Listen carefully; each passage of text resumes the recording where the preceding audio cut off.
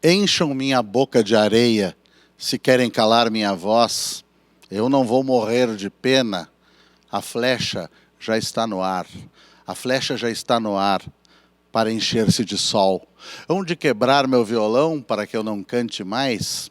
Não hei de afligir-me por isso. A flecha já está no ar. A flecha já está no ar para encher-se de sol. E se me tiram os olhos, seguirei vendo igual. Com os olhos de meu irmão, onde a flecha caiu, depois de voar, voando, para encher-se de sol. Bueno, gente, vamos ver quem vai estar conosco no programa de hoje. Dicen que no tienen canto los ríos que son profundos, mas yo aprendí en este mundo que el que tiene más hondura canta mejor por ser hondo y hace miel de su amargura.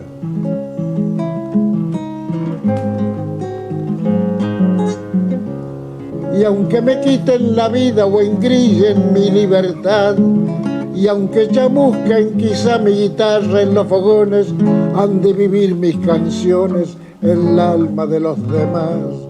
Milonga em Santo Antônio, Satolé, no céu de Uruguaiana, Montevidéu, Milonga, Buenos Aires, Porto Alegre, em todos os lugares nos persegue.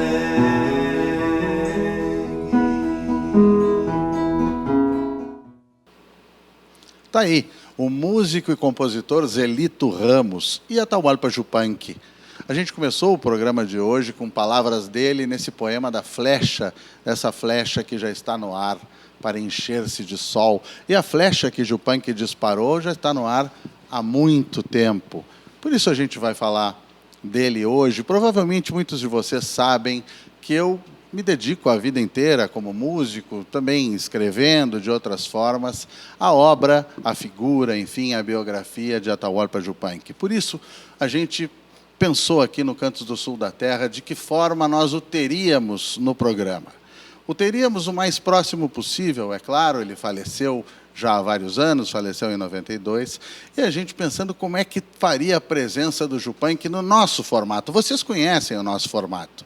Talvez vocês até tenham reparado que eu não estou exatamente no lugar em que eu costumo ficar, no Cantos do Sul da Terra. Mas vocês já vão entender isso. A gente tem, para conseguir esse efeito que nós queremos conseguir, de trazer Yupanqui e a sua flecha para todos e todas vocês, a gente tem aqui hoje uma convidada muito especial, conhecida de todos vocês, que é uma das grandes entrevistadoras desta casa, a Dalva Bavaresco. Prazer enorme de ter aqui. O prazer é meu, Demétrio, poder participar pela primeira vez aqui do Cantos do Sul da Terra. Uma grande honra para mim, especialmente num dia tão especial em que se comemora aí os 115 anos do nascimento do Atahualpa Yupanqui. Muito obrigada pelo convite. Hoje eu, então, que vou conduzir esse primeiro bloco, porque o Demétrio já falou tudo. Ele que é o especialista aqui em Atahualpa, então nada mais justo do que ele ficar aqui na posição de entrevistado, participar como músico, inclusive. Aliás, como ele já faz aqui há 35 anos, vem para a TVE desde guri, então a gente fez essa troca de lugares, né? É verdade, uma sensação legal, porque eu tinha lá 20, 21 anos quando comecei a vir para cá. Eu só estou preocupado que o pessoal em casa assista esse programa e diga, tá vendo? Assim é que se entrevista, né? Vai ficar difícil. Chato para o meu lado. Mas, enfim, estou à disposição de vocês, de Yupanqui, sua obra, sua flecha, de ti, Dalva Bavaresco. Vamos lá. Vamos lá. Eu começo com uma breve apresentação do Yupanqui, ele que foi compositor, cantor, músico e escritor. Nasceu em 31 de janeiro de 1908, em Pergamino, na província de Buenos Aires. Atuou durante a maior parte do século XX em vários países do mundo e viveu na França por décadas, até a sua morte em 1992. Besaron tus piedras, camino del indio.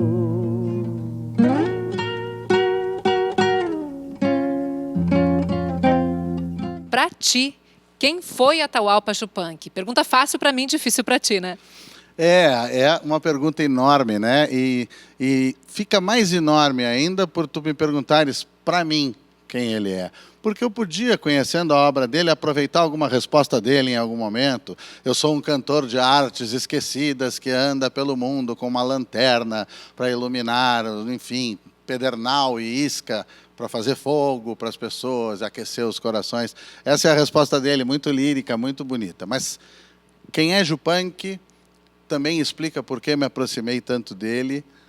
Ele é a síntese daquela ideia da regionalidade alcançar o universal. Aquela frase que todo mundo gosta de repetir, e nem se tem bem certeza de quem é, que se atribui ao Tolstói, pinta a tua aldeia para seres universal, ou algo semelhante. Yupanqui impressiona nesse aspecto. E não impressiona por causa da minha opinião sobre o trabalho dele. Impressiona pelo resultado que ele obteve com isso. Ele é um cara que começa a compor com 17 anos de idade, uma das músicas mais clássicas, mais conhecidas. Essas coisas não se devem dizer, mas uma das melhores músicas de tantas que ele fez, se chama Camino del Índio, ele fez com 17 anos.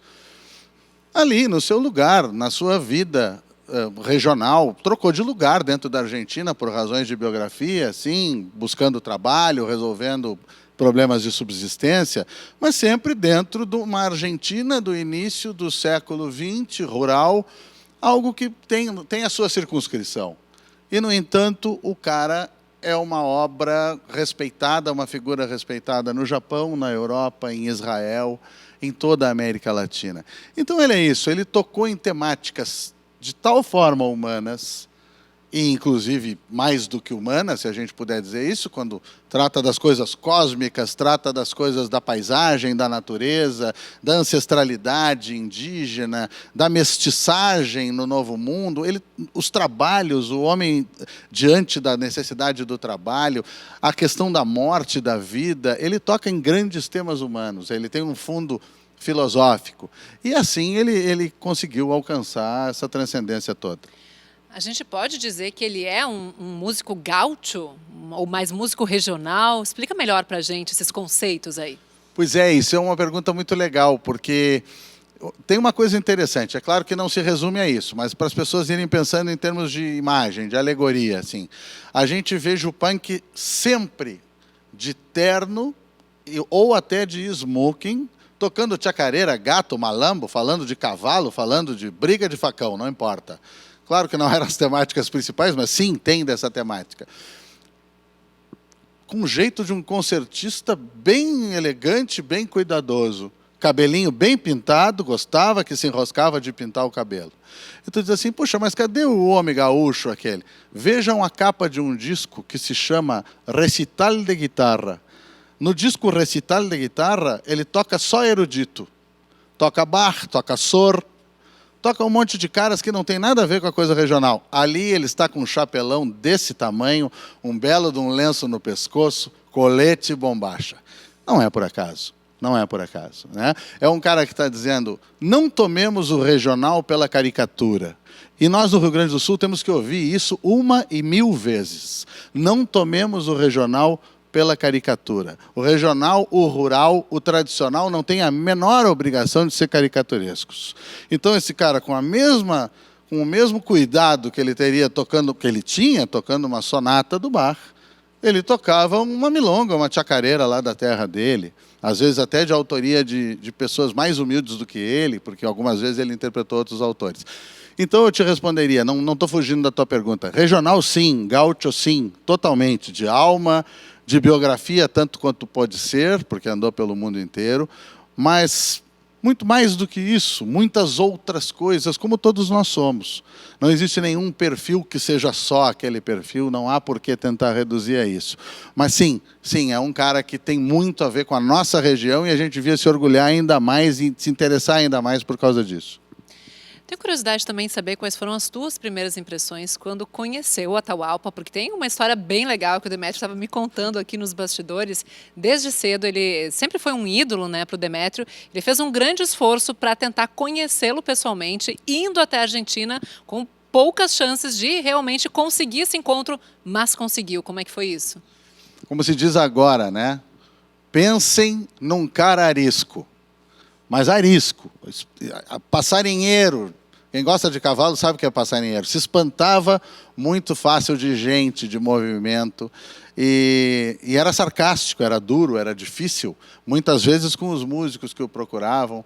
E eu acabei chegando até Atahualpa Yupanqui de uma forma quase fortuita, quase de coincidência, mas com muito esforço para isso. Destino? Pode ser o destino, né? Ele mesmo não gostava desse papo de coincidência. Ele não achava que as coincidências existissem. Mas o que acaba acontecendo? Eu descubro que Yupanqui está com um programa de rádio em Buenos Aires. E ele morava na França. E eu já tinha me conformado, eu era pelado como um sovaco de sapo, e pensei, quando é que eu vou à França conhecer esse cara? Ele está velhinho, deixa para lá. Já sabia que ele estava tocando menos, que ele estava com algumas debilidades físicas. Então eu digo, não, mas ele está com um programa em Buenos Aires. E você tinha que idade? Eu tinha, nessas alturas, 24 anos. E ele, puxa, já tinha mais do que sobra de tecnologia para ele mandar esse programa da França. Eu não tinha a afirmação de que ele estava em Buenos Aires. Só com essa informação do programa, sem saber nem se ele estava em Buenos Aires, eu me toquei para a Argentina, para outra província, onde um cara tinha me oferecido pouso, e fui armando as pontas, atando as pontas o quanto eu podia, e fui parar na frente desse monstro, né, da música popular do século XX. Tem que contar essa parte. Depois dele ter tentado me passar uma conversa e não me receber. Eu tive que insistir, discutir e contar aí sim com uma enorme coincidência, chame-se assim ou não, que é o fato de eu ter o nome igual ao nome do pai dele. Quando ele estava me dizendo que não ia me receber, que eu tinha entendido mal a ponte que a gente marcou, ele disse assim, como é que era mesmo o teu nome? Eu disse, meu nome é Demétrio. Ele disse, pois é, esse era o nome do meu pai. Eu te recebo em tal lugar, a tal hora. Marcou num café, assim, um negócio meio difícil.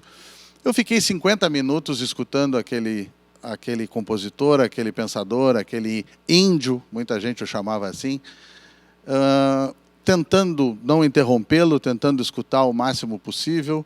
E eu fiz 2 perguntas para ele, das quais eu não me esqueço e das quais eu não abro mão.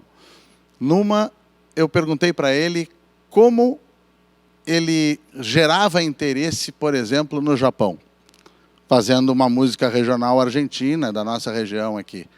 Ele disse, eu acho que é por causa do fato de que os japoneses dão personalidade e alma às coisas da natureza, e eu faço isso o tempo inteiro. O caminho lamenta ser o culpado da distância. Eu quisera cruzar o rio sem que a areia me sentisse. Algo se dizem as pedras. Eu não escutei, mas eu sei que elas conversam. O rio me disse, tu que podes, volta. Porque eu não posso voltar. Tudo isso está na obra dele. E ele disse, os japoneses são assim também. E a outra pergunta é se ele achava que eu, jovem, urbano e brasileiro, podia abraçar a obra dele, argentino, rural e velho. Ele deu uma gargalhada e disse, como não, meu filho? Eu digo, bueno, já tem um alvará aqui, um dia eu conto isso, estou contando agora. E já que o Demétrio tem autorização do próprio Atahualpa para tocar a música dele, então vamos ouvir a primeira canção que ele vai interpretar para a gente aqui. Los Hermanos, gostaria de saber por que você escolheu essa hoje, Demétrio, a sua primeira canção. Pois é, essa milonga é certamente a música mais conhecida dele no Brasil. Eu não sei, mundo afora tem algumas outras, mas essa é uma das mais conhecidas no mundo, sem dúvida. E no Brasil a principal, foi gravada por intérpretes daqui e tal. Mas não é nem exatamente por isso, é porque ela tem essa ideia de universo, né, de humanidade. E ao mesmo tempo com um código super regional, a começar pela milonga. Então confirma aquilo que a gente estava conversando antes, né? Alcançar esse universal pela regionalidade. Uma coisa que eu gosto de chamar a atenção das pessoas é o seguinte, o final muitos vão estranhar, porque a gente conhece pela Mercedes Sosa quando ela diz que tem uma irmã muito formosa que se chama Liberdade. E Yupanqui diz que tem uma namorada muito formosa que se chama Liberdade. É claro que a Mercedes Sosa consagrou daquela forma, ficou lindo igual, mas é legal a gente mostrar essa diferença. Vamos então com Los Hermanos.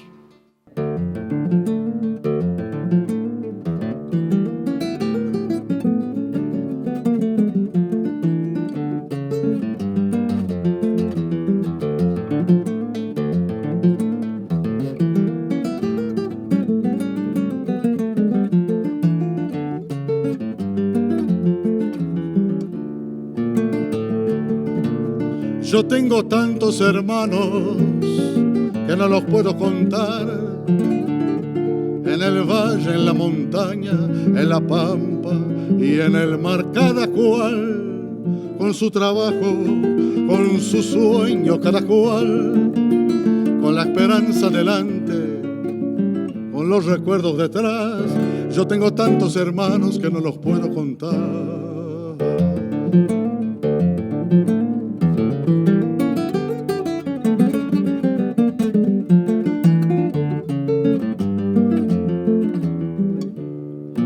Gente de mano caliente, por eso de la amistad, con un rezo para rezarlo, con un lloro para llorar, con un horizonte abierto que siempre está más allá, y esa fuerza para buscarlo con tesón y voluntad.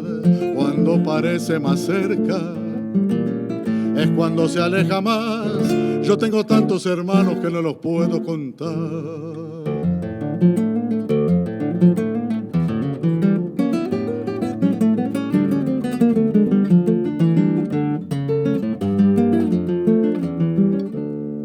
Y así seguimos andando curtidos de soledad.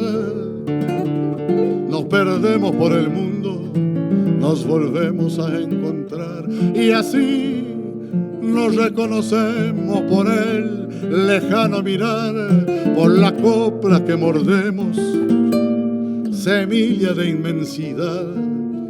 Y así seguimos andando, curtidos de soledad, y en nosotros nuestros muertos, pa' que nadie quede atrás.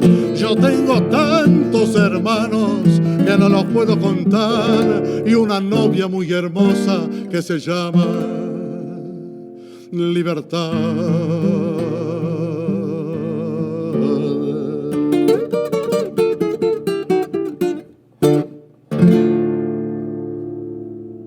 Los Hermanos, primeira música do Demétrio aqui tocando Atahualpa Yupanqui, que diz que tem muitos irmãos, e realmente ele fez muitos irmãos espalhados pelo mundo inteiro. Você falou aí na primeira parte da nossa conversa que ele tem admiradores no mundo todo, no Japão inclusive, que parece improvável, e em Israel tem muitos fãs dele por lá. Por que você acredita, Demétrio, que a obra dele segue despertando tanto interesse no mundo todo? Pois é, ele tem uma característica interessante de que talvez tenha sido quase fortuita, sei lá se era uma coisa pensada em alguma medida, acho que não. Ele é um cara que mexe com coisas que hoje são muito importantes. Hoje estão muito em voga. Ele, talvez muitas das pessoas que estão vendo tenham visto que há um par de anos, não sei exatamente quando, ele saiu na capa da revista Rolling Stone. Né? Justamente porque ele consegue ser acolhido por outras linguagens, por outros ambientes, porque é um cara que está falando permanentemente nas questões da natureza, do que ele chama paisaje. Ele está o tempo inteiro tratando das questões humanas relacionadas ao trabalho, à exploração, de uma forma muito, muito intensa, e a vida inteira, na carreira inteira, ele menciona o indígena. Ele tem, é evidente nos traços dele, ele tem sangue indígena, no caso dele, de origem quechua.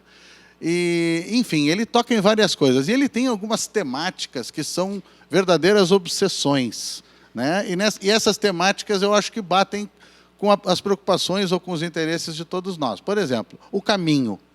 O caminho pode ser a metáfora da vida, sei lá mas ele fala no caminho o tempo inteiro, desde muito jovem, desde aquela primeira música com 17 anos. Ele fala no silêncio.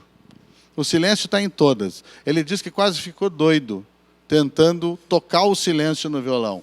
Tocar com música, não os silêncios musicais. Tocar com notas o silêncio. Qual é o melhor som do silêncio? Né? Ele não conseguiu, era jovem, se quase enlouquecia, ele ri e diz coisas da juventude. Né? E essas coisas, quem não as leva em conta? Né? Por isso que a gente fala nessa questão da regionalidade. É bonito que o que ele diz, se for traduzido uma palavrinha ou outra, qualquer nova-iorquino ou qualquer chinês vai dizer, eu sei do que ele está falando, eu entendo isso, já me preocupei com isso, já tive esse medo, já tive esse sonho, já tive essa dor. que são de todo ser humano. Sem dúvida. A arte é sobre as grandes coisas humanas. Quando a gente é regional, a gente só dá a roupa regional, mas a gente não fala sobre a roupa, não é sobre isso que se fala. E ele poderia ser considerado também um cantor de protesto, inserido ali no movimento contestatório latino-americano? Sem dúvida poderia, mas tu não tens ideia da mamangava de ferrão brabo que tu ia ter na tua frente se tu perguntasse isso para ele. Ele tinha horror dessa ideia. Vou dizer uma coisa que é um juízo extremamente pessoal e, bom, é claro, como todos que eu estou fazendo aqui, e ninguém se ofenda com isso, a mim, por exemplo, não atrapalha em nada. Yupanqui, politicamente, é um cara conservador. Isso é notável em vários momentos da vida dele. Ele é um cara que está lá na França em maio de 68, presenciando tudo aquilo, vivendo lá, e diz, isso aqui é uma bagunça, essa gente aqui... Ele não viu maio de 68 como um cara como o Sartre, e depois disse, puxa, eu pensei que era uma bagunça, e não era. Voltou atrás e disse, eu fui lá ver qual é que era, e o troço tem valor, né? Ele tem umas coisas assim, de um homem da sua época, da sua região, que são um pouco conservadoras. Mas ele quer o que ele dizia, eu quero fixar a minha época. O compromisso histórico para ele tem esse nome, fixar a sua época. E com isso ele escreveu coisas como Los Hermanos, que foram cantadas com funções de protesto, digamos assim, por muita gente em muitos países. E já ele não podia dizer se ele era ou não um cantor de protesto, as pessoas tomaram a sua obra. Afinal de contas, a gente começou o programa dizendo, a flecha já está no ar. Para encher-se de sol. Em um dado momento, as pessoas que protestavam disseram, essa flecha me serve, vou lutar com ela, vou usar ela. Mas agora, Demétrio, eu queria falar um pouquinho sobre curiosidades da obra dele, da produção, porque tem um pseudônimo, uma mulher que escrevia com um pseudônimo masculino e que fazia as melodias dele. Conta pra gente quem era essa mulher. Sem dúvida, algumas das melodias principais, e principais não só por serem os temas mais famosos, e mais orelhas, como ele dizia, que diziam os chilenos quando uma coisa era famosa. Não. Às vezes, os melhores temas em termos de desenvolvimento melódico pertencem a este cara que vocês vão ver escrito nos créditos de discos, de sei lá onde. Pablo del Cerro. Pablo del Cerro é a esposa de Yupanqui, a partir dos anos 40, é a esposa dele, que era, além de ser mulher, imaginem isso no ambiente folclórico da Argentina nos anos 40 e 50. Além de ser mulher, ela era estrangeira e bota estrangeira nisso. Eu vou tentar dizer o nome dela com a pronúncia que me sair. Antoinette Paul Pepin Fitzpatrick. Aí tem francês e irlandês misturado, ela era da ilha de Terra Nova, e ela era uma grande pianista, uma pianista clássica, especialista em Bach. E ela disse, eu acho que eu vou te dar uns palpites aqui em umas melodias, mas não é que ajudava, não, ela fazia algumas melodias muito importantes, conhecidas, e o machismo de quem? Né? A velha questão do estrutural. O machismo dela, o machismo dele, o machismo das gravadoras, das rádios, dos meios, o fato é que decidiu-se que ela adotaria um pseudônimo bem campeiro e masculino. E assumiu sua roupagem regional daqui, apesar de ser estrangeira. Sem dúvida. Morava para fora, lá no Cerro Colorado, junto com ele. Vivia aquele mundo, tinha seu cavalinho de montaria. Enfim, aprendeu a amar aqueles lugares. Ela que era nascida no mesmo ano que ele, em 1908. E, enfim, a gente ouve sambas, chacareiras, às vezes criolíssimas, o pessoal sapateando no campo uma chacareira de las Piedras e não sabe que aquela irlandesa francesa da ilha de Terra Nova foi quem compôs a melodia. Olha aí, algumas curiosidades. E rapidamente, para a gente encerrar, ele também foi escritor, Atahualpa. Como é que é a literatura dele, Atahualpa Yupanqui, é escritor? Puxa, isso é muito importante. Eu digo para as pessoas que procurem a prosa dele, porque quando a gente conhece as letras de música, a gente conhece o poeta.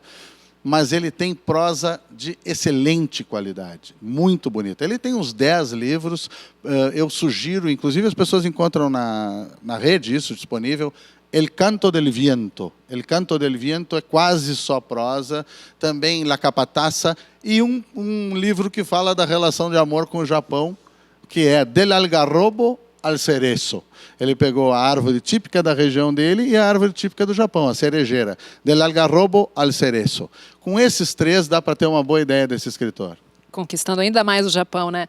Mas a gente falou da mulher dele que trabalhou junto aí com o pseudônimo, então eu quero saber qual é a próxima música que o Demétrio vai trazer pra gente. É uma amostrinha dessa parceria? Pois é, vou trazer uma samba, né? Uma samba é um ritmo do noroeste argentino, e ela tem um ritmo, um formato, digamos, e ela tem, vamos botar essa afinação no lugar aqui, que a afinação da outra era diferente, e ela tem melodia de Pablo del Cerro. Eu optei por trazer algo que não fosse tão conhecido, depois da gente escutar Los Hermanos, que é, puxa, é a mais conhecida, se chama Sambita del Buen Amor.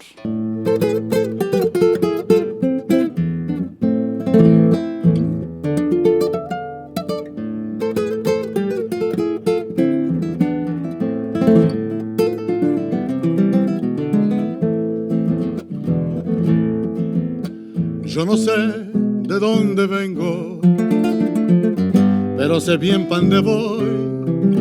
Para alumbrarme en mi noche larga, le prendo fuego a mi corazón. Para alumbrarme en mi noche larga, le prendo fuego a mi corazón. Humito que lleva el viento, siempre se vuelve canción. Yo voy salvando mis sueños altos en el rescoldo de mi fogón. Yo voy salvando mis sueños altos en el rescoldo de mi fogón. Leñita de mi silencio, astilla del buen amor, se va mi samba por esos cerros que quiero yo. Se va mi samba por esos cerros que quiero yo.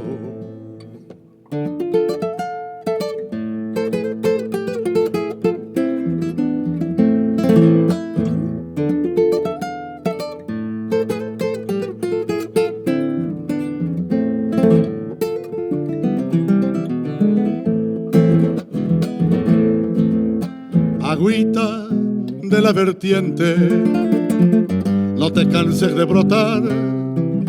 Crecen los ríos en las quebradas, pero tu canto sigue nomás. Crecen los ríos en las quebradas, pero tu canto sigue nomás. Heridas nos da la vida y hay que saberlas curar. Con las leñitas que voy quemando se va entibiando mi soledad. Con las leñitas que voy quemando se va entibiando mi soledad. Leñita de mi silencio, astilla del buen amor, se va mi samba por esos cerros que quiero yo. Se va mi samba por esos cerros que quiero yo. Lindo demais, Demétrio Xavier interpretando Atahualpa Yupanqui. Muito obrigada pelo convite, uma grande honra para mim participar hoje do Cantos do Sul da Terra, no aniversário de 115 anos do nascimento desse grande mestre. Foi um prazer ter a tua condução. Eu vou responder como convidado aqui, eu sou o entrevistado. Obrigado, lembrem mais vezes de me convidar aqui, que eu adorei. Vamos fazer isso. Faz de conta que o programa é teu, como eu venho dizendo desde que cheguei no estúdio hoje. Mas assim eu me despeço, gente, do Cantos do Sul da Terra de hoje. Agora o programa vai fazer um breve intervalinho. Na volta é o Demétrio que reassume o seu posto, porque ainda tem muita música e conversa boa pela frente. No próximo bloco vamos receber o músico e compositor Zelito Ramos. Fique com a gente.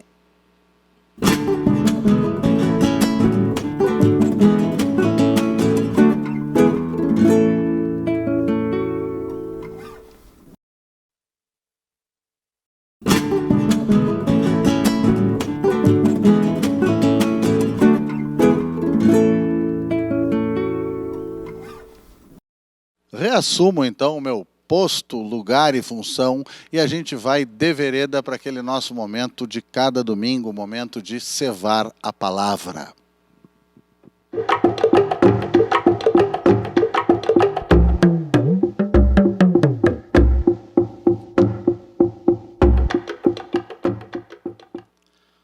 A partícula cósmica que navega em meu sangue é um mundo infinito de forças siderais. Veio a mim após um longo caminho de milênios, quando talvez eu tenha sido areia para os pés do ar. Logo fui a madeira, raiz desesperada enterrada no silêncio de um deserto sem água. Depois fui caracol, quem sabe onde, e os mares me deram sua primeira palavra. Depois a forma humana desfraldou sobre o mundo a universal bandeira do músculo e da lágrima, e cresceu a blasfêmia sobre a velha terra, e o açafrão, e a tilha, o verso e a oração. Então vim à América para nascer em homem, e em mim juntei o pampa, a selva e a montanha. Se um avô campeiro galopou até meu berço, outro me disse histórias na flauta de taquara. Eu não estudo as coisas, nem pretendo entendê-las. As reconheço, é certo, pois antes vivi nelas. Converso com as folhas no meio dos matos e me dão sua mensagem, as raízes secretas. E assim vou pelo mundo, sem idade nem destino, ao amparo de um cosmos que caminha comigo. Amo a luz e o rio, o silêncio, a estrela, e floresço em violões, porque fui a madeira.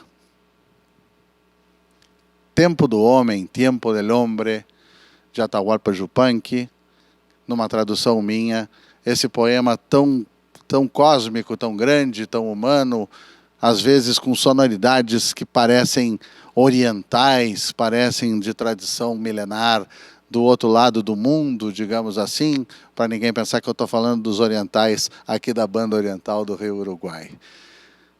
Talvez este cara com quem a gente conversa agora tenha muito a ver com coisas que apareceram aí nesse tempo do homem, seja pelo lado da natureza, seja pelo lado do verso e do canto, de algumas posturas. Acho que ele deve ter se sentido bem em ser apresentado por esse poema. O fato é que nós nos sentimos muito bem, temos muito prazer, estamos agradecidos por ter a presença do Zelito aqui conosco. Legal te ter aqui. É uma alegria, Demétrio. É muito legal estar aqui. Eu já participei algumas vezes do Canto do Sul da Terra na rádio e estou muito feliz por você, por essa conquista desse espaço também na TV. É nosso, né? É legal porque é outra coisa. Há pouco eu estava falando na rádio a respeito disso, em um outro programa. É outra coisa, mas é a mesma coisa também. A gente construiu junto isso já há alguns anos e é legal trazer esse mesmo discurso para cá. Tu és uma pessoa que tem muitíssimo a ver com esse espírito integracionista, digamos assim, mas não com uma forçação de barra, que nunca foi a nossa praia fazer intercâmbios, né? Mostrar o de lá e o daqui, comparar. Não, nós tratamos a nossa região como um território comum, como um território só. Isso é uma coisa que está acontecendo muito claramente contigo, na tua relação com músicos uruguaios, com os músicos do Rio Grande do Sul. Como é que é isso, assim? Quem é esse Zelito do patrulhense, mas não patrulheiro, lá de Santo Antônio da Patrulha, para o sul da terra e para o mundo? Conta um pouquinho dessa tua pegada aí. Na verdade, a música chega antes da gente em todos os lugares, né? Mas o que leva a gente a ir tocar nos lugares são as amizades, né? São as portas se abrem através das amizades. Eu conheci há uns anos atrás o Pirisca Greco, que foi quem produziu o meu primeiro disco, e através desse primeiro disco, por uma plataforma que chamava MySpace, eu conheci o Daniel Drexler. Então são dois amigos e parceiros, né, grandes amigos, que abriram duas portas diferentes para mim. Um produziu o disco com muito carinho, foi o primeiro disco que o Pirisca produziu. E através desse disco eu conheci o Daniel e desde 2009 passei a tocar na Argentina e no Uruguai com o Daniel. Muitos shows, eu toquei mais lá do que no centro do país, por exemplo, né? Mas o que levou foi a amizade. Ele me conheceu pela música e a amizade é que faz isso tudo, assim, da gente circular e ter prazer em circular, né? São encontros, né? São os encontros que nos movem.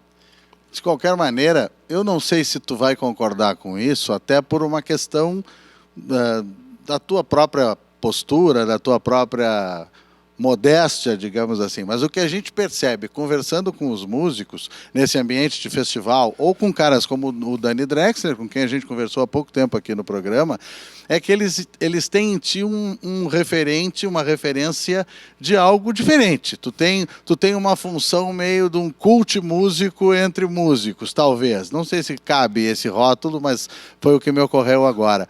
Não é bem o que o Dani faz, não é bem o que o povo dos festivais faz. O que é que o Zelito faz? Na verdade, eu não tive saída. Como diria o Gilberto Gil, a música tem que ser a cultura é uma coisa ordinária, uma coisa do todo dia. Não tem que ser um lance extraordinário. E a minha casa, o meu pai era acordeonista, tocava em conjunto de baile. E pelo lado do pai, assim, conheci todo esse repertório gaúcho de tangos e milongas antigas, do El Choclo a Como Doce Estranhos, não sei. E a minha mãe, Onira Ramos, é herdeira da cultura do terno de reis em Santo Antônio. Então a família da minha mãe junto com meus tios, com o tio Odilon Ramos, desde criança eu vivo num ambiente que é música o tempo todo. A música, desde o nosso momento de alegria, assim, sempre é fazer música, né? E o momento de tocar uma tradição muito antiga para frente também, e sempre foi o que pagou as contas lá em casa, né, Demétrio? Então não tive muita saída, assim, sempre foi um negócio muito natural. Mais incorporado ao cotidiano do que isso não tem, né? Ainda por cima é a fonte do pão também. Vamos aproveitar e botar essa crina de cavalo a cantar aí, desse arco de violino? Vamos nessa. Essa é uma aqui, então, homenagem à minha terra, à minha gente. É a Vinheta do Rapadureiro. Vamos lá.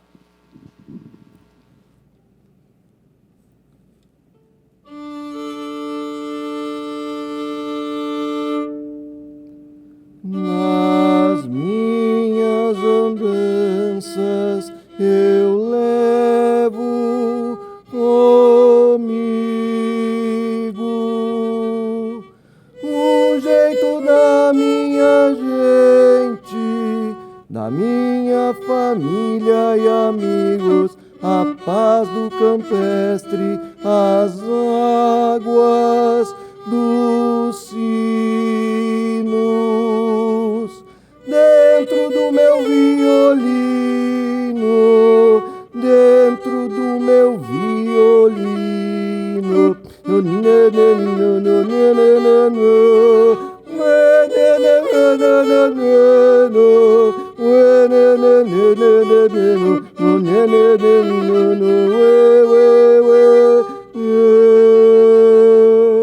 Dentro do meu violino, dentro do meu violino.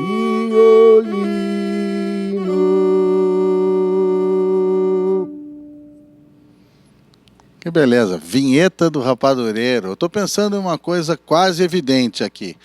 Vamos ver se vai te soar como um lugar comum ou como algo importante. Essa história da gente ser determinado pela paisagem, pelo lugar, pelas coisas que estão no entorno da gente. A música de Santo Antônio da Patrulha, ela traz essa categoria do doce. Tu acha que ela tem essa categoria do doce? Alguém poderia pensar em várias coisas, várias brincadeiras de linguagem. Rapadura é doce, mas não é mole não, como o pessoal gosta de dizer. Alguém vai lembrar do Jupunk, de quem a gente falou hoje, dizendo que doçura na vida do canavial só que estava dentro da cana.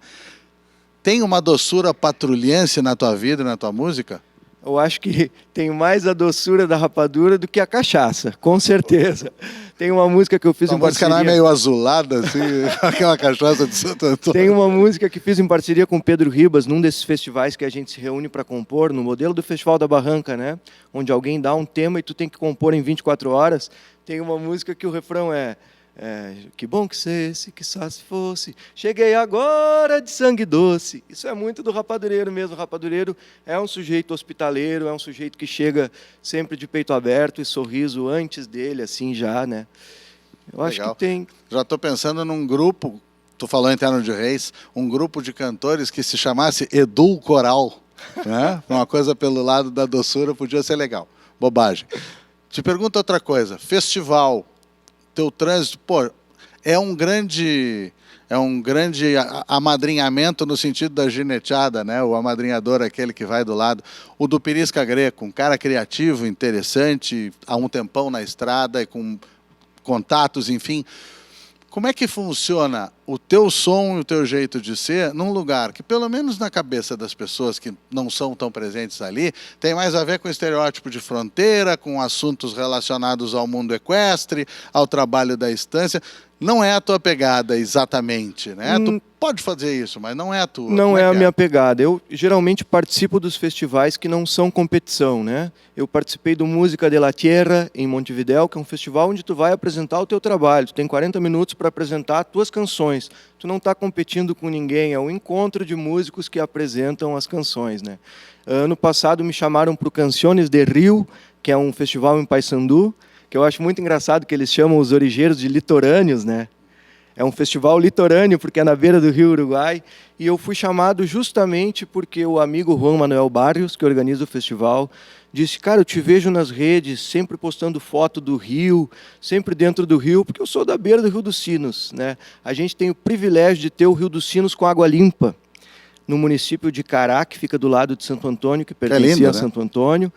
Então, tem uma análise, inclusive, sobre a milonga, que depois da linha fria do horizonte, do documentário, eu me dei conta que, geralmente, a milonga do cara do Pampa, do cara que vive num horizonte amplo, verde, que é um indivíduo gaúcho em cima do cavalo, reflexivo, né, diante daquela imensidão de natureza, a milonga é em tom menor, é uma coisa mais séria, mais reflexiva. E, casualmente, a minha milonga, assim como a milonga, não sei, dos Drexler, que são da beira do Rio da Prata, a milonga de quem é da origem é o Mi maior. Ela geralmente é uma milonga em tom maior, porque o Mi maior, o mantra do Mi maior em milonga, soa como algo que flui, como água de rio. Então, eu estava olhando, eu não tenho quase milongas em tom menor, porque a minha paisagem é de beira de rio, é de água.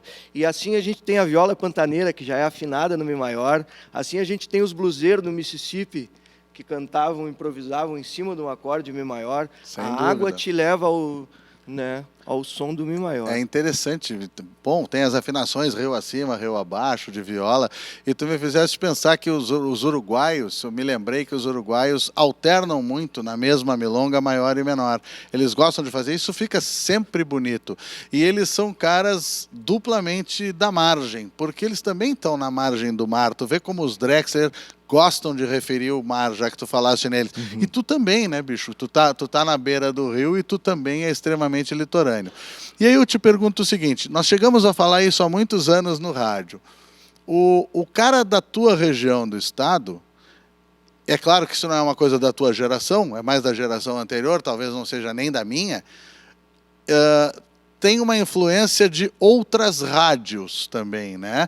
Ele ouviu a rádio que está acima, exato, enquanto que o cara de Bagé, sei lá eu, ouvia as rádios argentinas e uruguaias. É claro que junto com todos os outros fatores, isso temperou que foi uma beleza, né? Exatamente. Assim, na verdade, a influência das músicas em espanhol chegou para mim depois de adolescente, assim, vinha mais pelo lado gaúcho do pai, que aí, como eu falei, tocava os clássicos por causa do CTG, a função dos clássicos de tango e milonga, mas em Santo Antônio, meus tios, por exemplo, do Terno de Reis, essa vinheta do Rapadureiro, que é uma homenagem à família, à terra, é cantada em dueto como o Terno de Reis, como as Peitadas de Lairai, e os meus tios todos cantam em dupla, cantam as modas de viola, o repertório deles é os pagodes antigos, tocados de viola, né? Eles estão muito mais para Tunico e Tinoco do que para Atahualpa Yupanqui.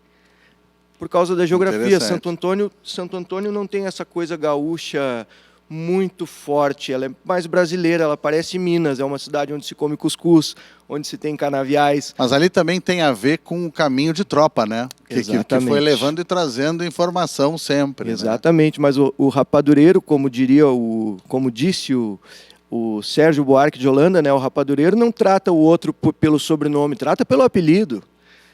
Na minha turma ninguém tem nome, sobrenome, né?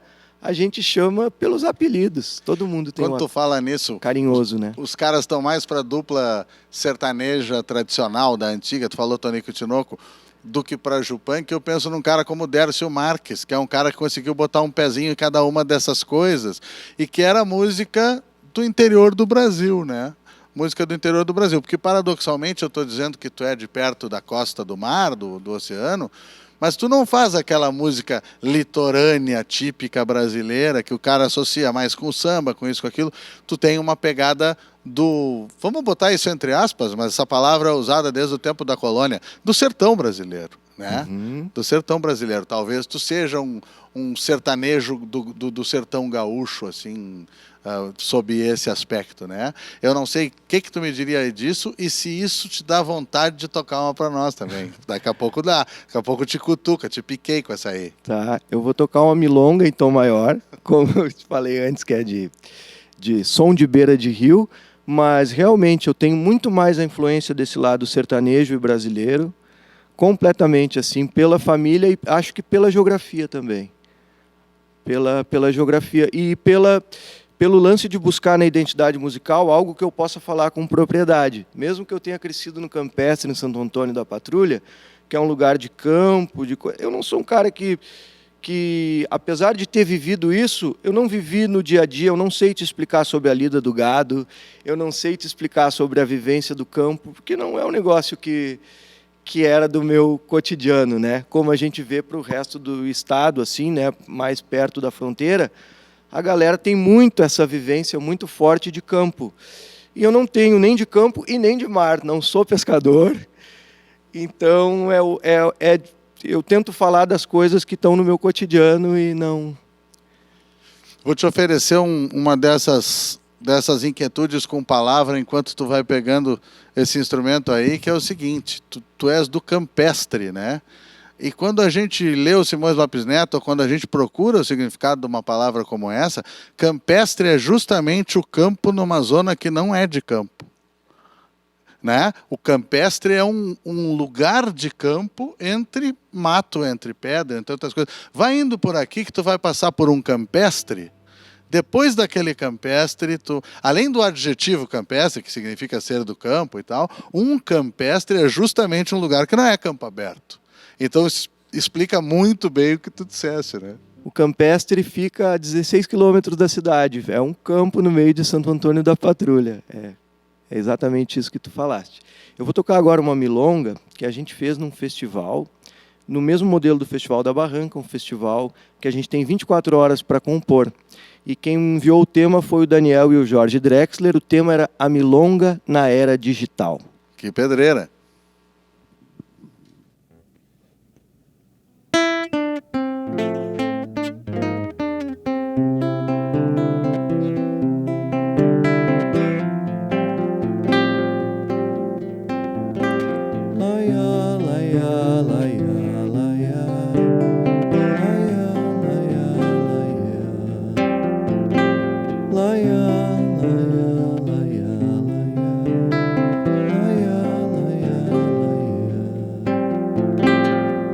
Me sinto um peixe fora d'água quando não estou contigo. Parece que estou de castigo. Me sinto tão disperso quando não estás por perto. Parece que o mundo é deserto. Me sinto um Pierrot sem Colombi no carnaval, como um palhaço sem picadeiro ou alto astral.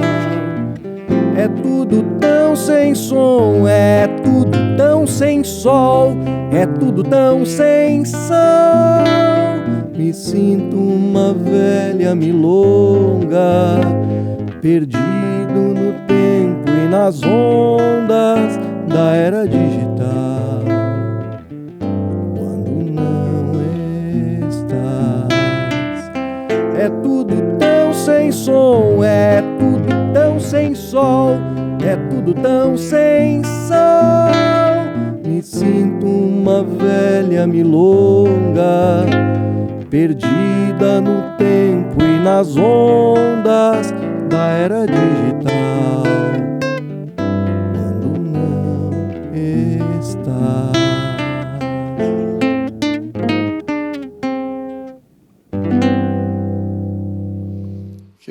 Que bonito. Me fez pensar justamente em algo que eu falei com o Dani Drexler há muitos anos e a gente renovou na conversa aqui na TV por causa de uma outra música falando nessa coisa da tradição dessa região misturado com a coisa digital. Eu falei, isso é que nem um preparo de guasqueiro, por exemplo, um buçal e um cabresto bem feitinho, bem trançado, feito com fibra ótica, em vez de com tento fininho, né? É mais ou menos essa a ideia que vem na cabeça. Deixa eu te perguntar justamente sobre estes caras. Aqui em off, sem o pessoal ouvir, eu te perguntei, vem cá, cara, tu fosse a La Serena? Tu disse, claro que sim, como se fosse uma coisa, passar o Natal em família, passar o Ano Novo em La Serena. Fala dessa tua relação com eles, com o Uruguai, com esse lugar, como é que rola isso aí? La Serena começou com a função do aniversário do Daniel Drexler, que é 9 de janeiro. Então, como a família deles tem casa em La Paloma, mais perto do Farol, há muitos anos, ele queria fugir um pouco da história casa da família. A Lucero, mãe dele, ainda era viva e, enfim, eles tinham a mãe, os tios naquela função, e ele queria fazer uma festa com os amigos, né? Com galera de vários países. Então, La Serena é a periferia de La Paloma, é a outra ponta da Bahia, fica a 5 quilômetros do centro. É uma praia assim que, quando a gente começou a ir para lá, era quase deserta. Então, começou com essa brincadeira de passar o Réveillon e o aniversário do Dani juntos, entre amigos. Isso em 2009, e depois em 2015 aconteceu um festival, de 2015 a 2020, Festival Serenadas, que o Dani se deu conta de que, como tem músicos de todo o mundo aqui comemorando meu aniversário, vamos aproveitar que esse pessoal está em La Paloma e vamos fazer um festival. Mas então é isso, Demétrio, é amizade. A gente sabe que essa festa de Réveillon e o aniversário do Dani é um lugar onde a gente encontra amigos que a gente encontra poucas vezes durante o ano. Então é uma grande celebração. Imagina 20 casas de amigos músicos que estão alugadas por 15 dias para a gente ficar tomando banho de mar junto, cantando na beira do mar até o pôr do sol. É uma grande folia com gente de muitos países, músicos muito legais, assim. Então é muito massa. Espetacular. E dá para imaginar o que acontece lá de boa música. Eu não sei se o pessoal vai embrabecer com a gente, mas é do pessoal aqui da casa, na TVE, lembrar numa hora dessas de ir lá registrar um festival desses. Só que a gente pode chegar e os caras dizem, não, aqui é tudo ao natural, não sei, vamos conversar com esse povo aí.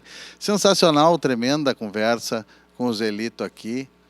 Zelito trazendo essa informação que mostra um Rio Grande do Sul de terra dentro, como eu dizia, sem a necessidade de vários daqueles clichês com os quais a gente se acostuma e que não precisam estar, quer dizer, ele faz um outro som, uma outra música, que não deixa por isso de aproximá-lo dos fronteiriços uruguaios, argentinos.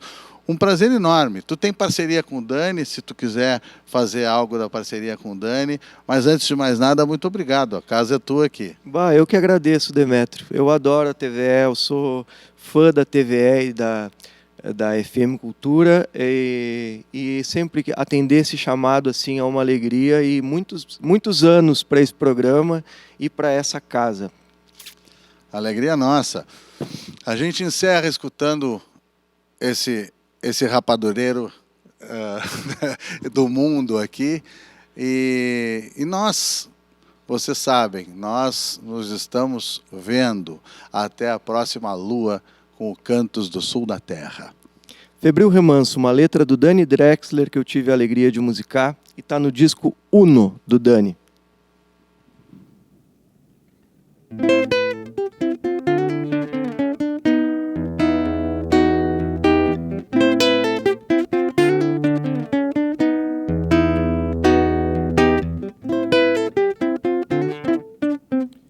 Salgo de tu altar, vivo lejos y me canso, nunca dejo de anhelar la luz de un febril remanso, veo todo lo que veo, día a día, sol y luna.